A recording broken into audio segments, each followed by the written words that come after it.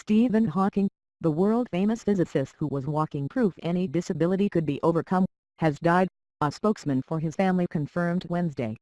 He was 76. His 3 children Lucy, Robert and Tim, said in a statement, "We will miss him forever. We are deeply saddened that our beloved father passed away today," his children said in a statement. "He was a great scientist and an extraordinary man whose work and legacy will live on for many years. His courage and persistence with his brilliance and humor inspired people across the world. He once said, 'It would not be much of a universe if it wasn't home to the people you love.'" Hawking was born in Oxford, England in 1942. He was a 21-year-old Ph.D. student when he was diagnosed with amyotrophic lateral sclerosis (ALS) or Lou Gehrig's disease, and told he had just a year or 2 to live. Although he would be confined to a wheelchair and largely unable to speak except through a voice synthesizer, he lived a lot longer than that. His 1988 book, A Brief History of Time, explaining the mysteries of the universe in layman's language, became an international bestseller and made him an unlikely worldwide celebrity. The book sold more than 10 million copies. As one of Isaac Newton's successors as Lucasian Professor of Mathematics at Cambridge University, Hawking was involved in the search for the great goal of physics, a unified theory. Such a theory would resolve the contradictions between Einstein's general theory of relativity, which describes the laws of gravity that govern the motion of large objects like planets, and the theory of quantum mechanics, which deals with the world of subatomic particles. For Hawking, the search was almost a religious quest. He said finding a theory of everything would allow mankind to know the mind of God. A complete, consistent unified theory is only the first step. Our goal is a complete understanding of the events around us, and of our own existence, he wrote in A Brief History of Time. When he turned 60, he spoke to Ed Bradley on 60 Minutes. "For me it is quite an achievement," he told Bradley. "I never thought I could get so far." Hawking was one of former President Obama's first recipients of the Medal of Freedom, awarded because he had overcome disability to push the boundaries of science. "Professor Stephen Hawking is a brilliant man and a mediocre student," Mr. Obama said. "He may have been confined to a wheelchair, but his mind knew no limits. Always fascinated by space, he took a zero-gravity flight in 2007, the first time in 40 years he could move without the chair. He was a personality who transcended science and popular culture. I fit the stereotype of a disabled genius in that I'm clearly disabled but I'm not a genius like Einstein was," Hawking told Bradley. In later years, though, he suggested a unified theory might not exist. He followed up A Brief History of Time in 2001 with the more accessible sequel The Universe in a Nutshell, updating readers on concepts like supergravity, naked singularities and the possibility of an 11-dimensional universe. Hawking said belief in a God who intervenes in the universe to make sure the good guys win or get rewarded in the next life was wishful thinking. But one can't help asking the question, why does the universe exist?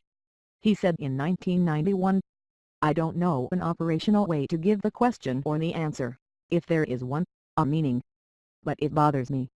The combination of his best-selling book and his almost total disability, for a while he could use a few fingers, later he could only tighten the muscles on his face, made him one of science's most recognizable faces.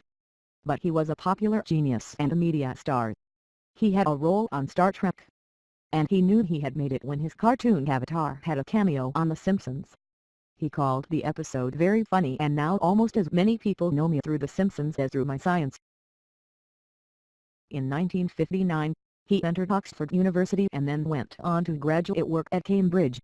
Signs of illness appeared in his first year of graduate school, and he was diagnosed with ALS, also known as Lou Gehrig's disease after the New York Yankees star who died of it.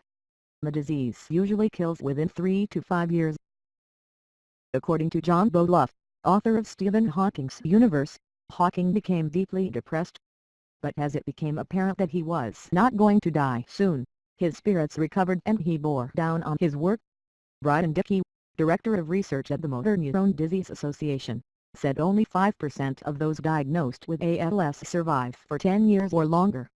Hawking, he added, really is at the extreme end of the scale when it comes to survival. Hawking married Jane Wilde in 1965 and they had 3 children, Robert, Lucy and Timothy.